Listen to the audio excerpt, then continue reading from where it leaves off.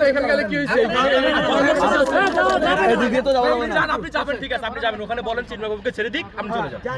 বলেন বলেন বলেন আপনি বলেন, আপনি চলে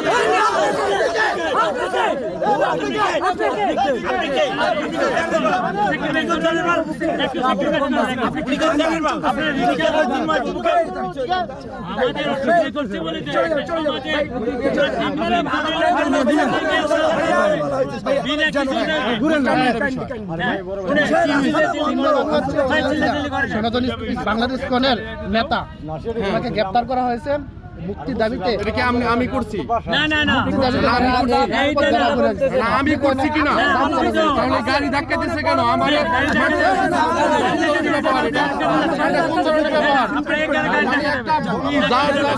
করতেছে